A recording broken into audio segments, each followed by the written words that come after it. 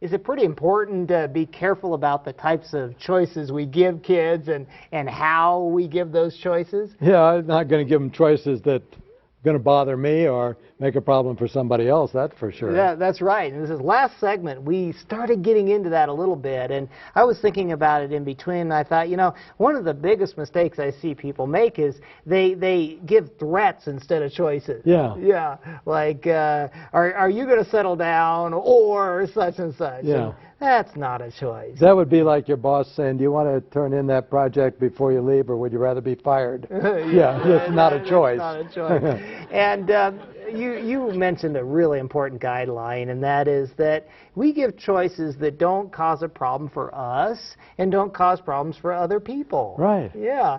You know, I had some friends come over. It was years ago. They had this little girl who was pretty out of control, and they look at this little girl and they say, "Are you going to settle down or keep being so nasty?"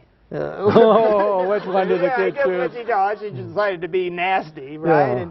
And that brings us to another guideline, and that is when we're giving choices, each option of the choice we're deliriously happy with. We couldn't care less.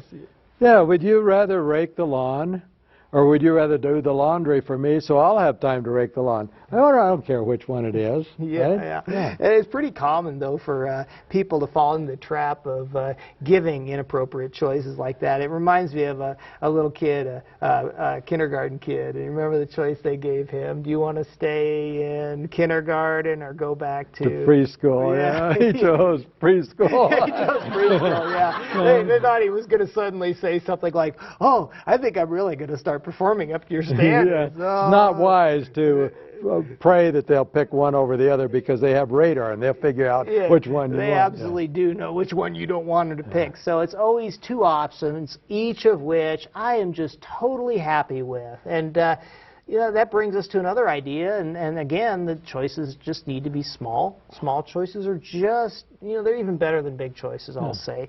I'm thinking about Foster Clyde, you know, our good buddy. His kids, yeah. Yeah, and he was always having trouble with them deciding. You ever have problems with that? Your students, you give them a choice, but then they hem and haw, you know, they're real indecisive, or your kids at home. And he trained his kids how to make choices really quick. That was at the McDonald's, wasn't it? Yeah, that was great.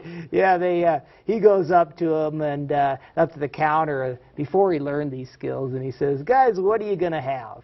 Now, is that a good choice to give a kid? Oh. So what are they doing? They're in line. "Well, I want a hamburger." No. What are you going to have? "Well, I want a cheeseburger." "No, I want a... No, I want..." And now there's about 3,000 people in line behind them. They're just running. You know, these kids are taking forever.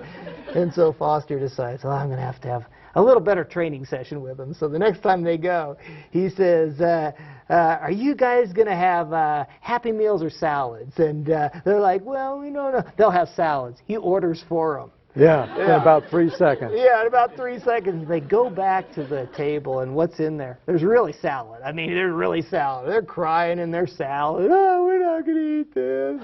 Just real empathetic.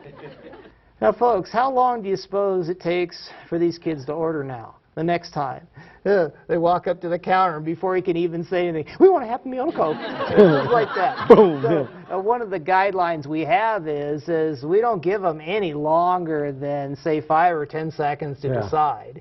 And if they don't decide, who decides for them? Oh, we decide. Yeah. There's always 3 choices, actually. Yeah. Do you want to do A, or do you want to do B, or do you want me to decide? Yeah. Yeah. And you know, I'm thinking about this whole idea that when we give choices, let's not forget the whole part of this equation. We give choices within limits. And so who's always really in control of the situation? I am. I'm setting up the boundaries, but you get to decide within these boundaries how you want to fit in. Yeah. And so it's always choices within, that's right, limits. Yeah. And always offer the choices before a kid can say no. So you don't issue an order, and then if the kid says no, try to give them some choices. It's right away, "Hey, do you want to do this? You want to do this?" You know, It's up to you. I used to mess that one up. You know, I'd say, okay, this assignment's due on Tuesday. Oh man, oh, you know, just all this complaining, and then I'd remember, oh no, I didn't give a choice. I better give them a choice now, right? Yeah. Well, do you want to do it on Tuesday or Wednesday? Now, who looks like a wimp? Yeah, I do, right? Yeah. And that's why in one of the exercises in this curriculum, we talk about the importance of coming up with some choices that you can give before there's resistance, kind of anticipating that resistance and giving a choice before it happens. Years ago, I had an exercise with a whole bunch of teachers, and I put them together and I said, brainstorm this. How many different choices can you give kids in the classroom that don't have any negative effect on the teacher or the rest of the class? And they came up with this huge list. In fact, it's in the Teaching with Love and Logic book on page 54. Lots of different fun examples. Oh, yeah, it's great. And yeah, as we wrap this part up here, we don't want to forget to mention that one of the guidelines for giving choices needs to be that we don't hesitate to make withdrawals after we've made enough deposits. That's right. And so we're giving little choices. We're doing it when we're feeling good. We're doing it when things are going well. And then from time to time we just decide to say, hey, this is the way it's going to be, and we don't give a choice. Yeah. Oh, you guys have a turn to decide once in a while? I have a turn to decide. Yeah, we all take turns. But that's not fair. Yeah, I know. And what did I say? There you go.